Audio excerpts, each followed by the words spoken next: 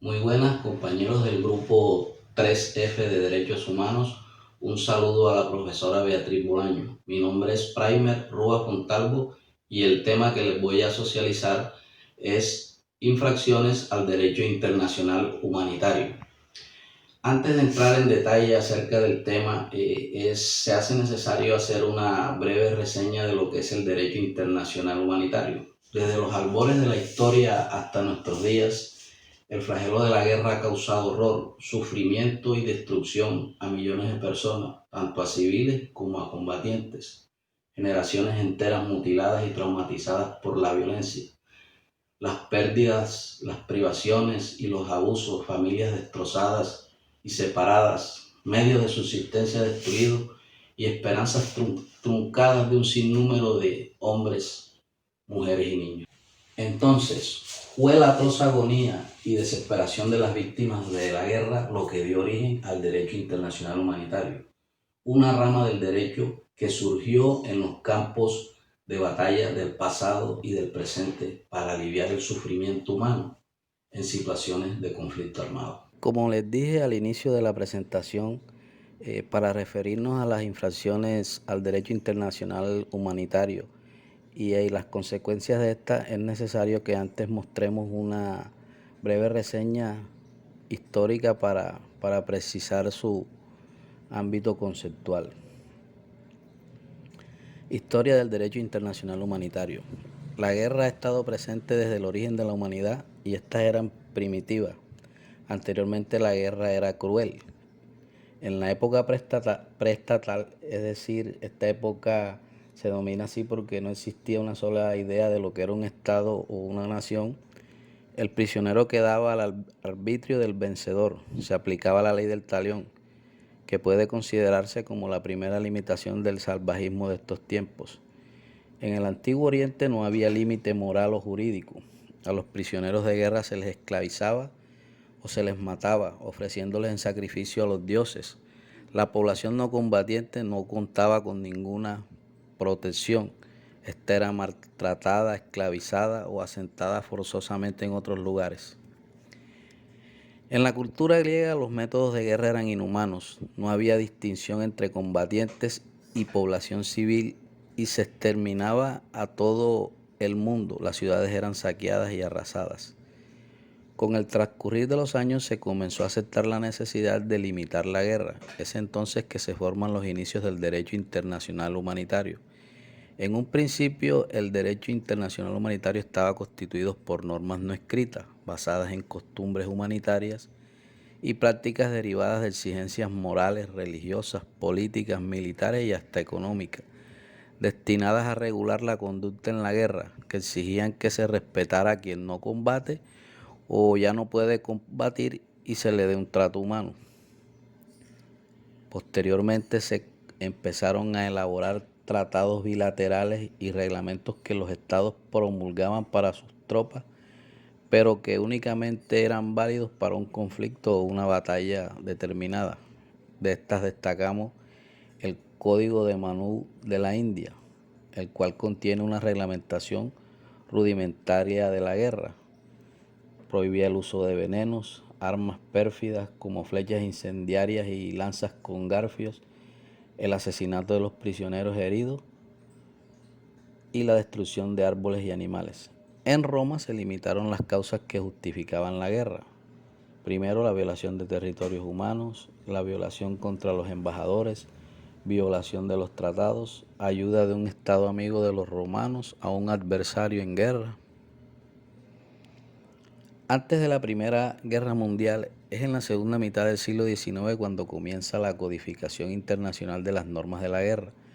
Suele considerarse el año de 1864 como la fecha de nacimiento del derecho internacional humanitario porque es el año en el que se celebra una conferencia diplomática en Suiza que concluye con la firma del Convenio de Ginebra del 22 de agosto de 1864 para el mejoramiento de la suerte de los militares heridos de los ejércitos en campaña.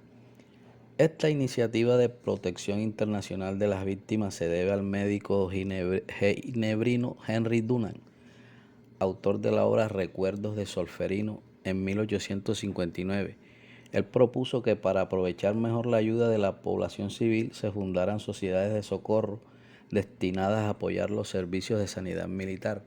Es ahí donde vemos el surgimiento de la Cruz Roja. Después de la Segunda Guerra Mundial, la única preocupación fue la represión de la guerra misma más que su regulación y control. La Carta de las Naciones Unidas prohíbe la guerra e incluso la amenaza y el uso de la fuerza, salvo los casos de legítima defensa individual o colectiva. Es en este momento cuando comienza la persecución de los crímenes de guerra y los crímenes contra la paz y contra la humanidad por los tribunales militares internacionales de Nuremberg y Tokio.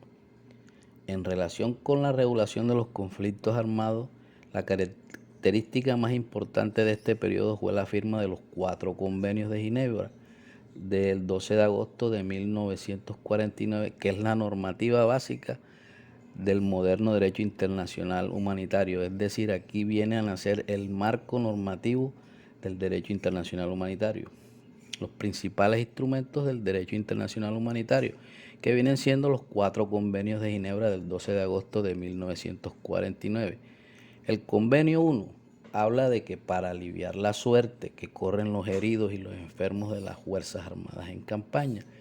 El convenio 2, hecho para aliviar la suerte que corren los heridos, los enfermos y los náufragos de las Fuerzas Armadas en el mar. El convenio 3, relativo al trato debido a los prisioneros de guerra. El convenio 4, que es relativo a la protección debida a las personas civiles en tiempos de guerra. Y los 2 protocolos de 1977 adicionales a esto. En el año de 2005 se creó un nuevo protocolo que sería el protocolo número 3, el cual sustituía el símbolo de la Cruz Roja o de la media luna por el cristal rojo. Sustituía estos emblemas porque aquellos tenían connotación religiosa o política. Después de esta breve reseña, entramos a definir lo que es el derecho internacional humanitario. Entonces, conceptuamos que el derecho internacional humanitario es el conjunto de normas cuya finalidad en tiempo de conflicto armado es, por una parte, proteger a las personas que no participan o han dejado de participar en las hostilidades, como son los heridos, náufragos, enfermos, población civil, prisioneros, a los bienes civiles y culturales y al medio ambiente. Y por otra, limitar los métodos y medios de hacer la guerra. Es decir, el derecho internacional humanitario no viene a decirnos si el conflicto armado o la guerra es ilegal o legal. El derecho internacional trata es de mitigar el sufrimiento de las personas que participan en dichos conflictos.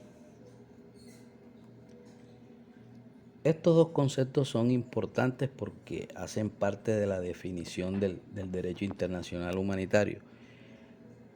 El conflicto armado internacional, este concepto está plasmado en el artículo 1 del protocolo 1. ¿Y de qué trata?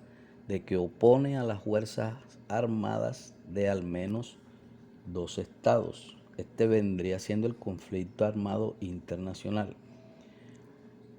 Ahora tenemos el concepto del conflicto armado no internacional, artículo 1 del protocolo 2. Se enfrentan en el territorio de un estado las fuerzas armadas regulares con grupos armados identificables o grupos armados entre sí.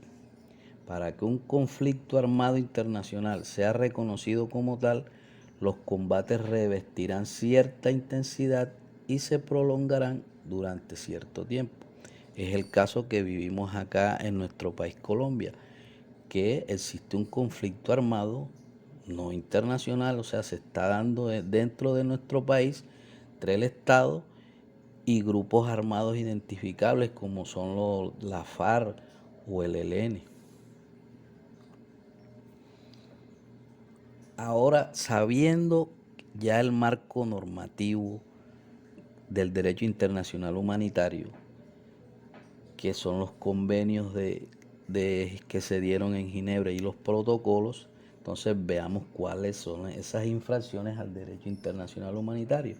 Entonces se entiende por infracciones graves cualesquiera de los actos siguientes si se comete contra personas o bienes protegidos en los convenios y en los protocolos, y vienen siendo el homicidio intencional, la tortura o los tratos inhumanos, incluidos los experimentos biológicos, el hecho de causar intencionalmente grandes sufrimientos o de atentar gravemente contra la integridad física o la salud, toda omisión deliberada que ponga gravemente en peligro la integridad física o mental de una persona en poder de una parte distinta de aquella de la que depende la deportación o los traslados ilegales, la detención ilegal, el hecho de obligar a una persona protegida a servir en las Fuerzas Armadas de la potencia enemiga o de privarla de su derecho a ser juzgada regular e imparcialmente según las prescripciones de los convenios y el protocolo, la toma de rehenes, la destrucción y la apropiación no justificada de bienes por necesidades militares y llevadas a cabo en gran medida de manera ilícita y arbitraria. En los convenios, ¿qué quiere decir o a qué se refieren cuando hablamos de personas protegidas? Quieren decir que son los heridos, los enfermos, los prisioneros, los náufragos y los civiles que no participan directamente en las hostilidades, o el personal sanitario o religioso, o miembros de sociedades de socorro. También son infracciones graves los actos intencionales siguientes: los ataques contra la población civil, contra las personas civiles, contra los bienes civiles, los ataques indiscriminados o los ataques contra obras o instalaciones que contengan fuerzas peligrosas, a sabiendo de que ese ataque causará pérdidas en vidas humanas, heridos entre las personas civiles o daños a bienes civiles que sean excesivos en relación con la ventaja militar concreta y directa prevista. Cuando nos referimos a instalaciones que contengan fuerzas peligrosas, son ataques, por ejemplo, dirigidos a represas, a centrales nucleares, centrales de energía que pueden causar un daño irreversible. Los ataques contra las localidades no defendidas y las zonas desmilitarizadas, los ataques contra las personas reconocidas fuera de combate y el uso pérfido del signo de la Cruz Roja o de la media luna roja o de otros signos protectores. Cuando hablamos del uso pérfido es cuando nos referimos cuando de manera engañosa utilizan estos símbolos que son más bien utilizados por personas que están socorriendo en la guerra y de manera engañosa utilizan ese símbolo para atacar al enemigo. Además, son también infracciones graves la deportación o el traslado de la totalidad o de una parte de la población de este territorio. Toda injustificada demora en la repatriación de prisioneros de guerra o de personas civiles. La práctica del apartheid y demás prácticas análogas, los ataques dirigidos contra bienes culturales claramente reconocidos. Cuando nos referimos a esto del apartheid es una discriminación que se le hacía a la raza negra o a la India. Esto más bien se dio en Sudáfrica. ¿Qué consecuencias traerían las infracciones al derecho humanitario? Bueno, traerían unas sanciones primero en instancias externas, plasmadas en los convenios y en los protocolos, donde se provee que los gobiernos tomarán todas las medidas legislativas necesarias para determinar las sanciones penales adecuadas que han de aplicarse a las personas que cometen o den la orden de cometer cualquiera de esas infracciones graves. Buscarán a las personas acusadas de haber cometido o de haber dado la orden de cometer esas infracciones, incluidas las que resulten de alguna omisión contraria a un deber de actuar. Los jefes militares deben velar por impedir las infracciones contra los convenios y el protocolo. o protocolos y en caso necesario reprimirlas y denunciar a las autoridades competentes. También existen sanciones en las instancias internacionales. La otra posibilidad es que estas sanciones las establezca la responsabilidad puede ceder en dos situaciones.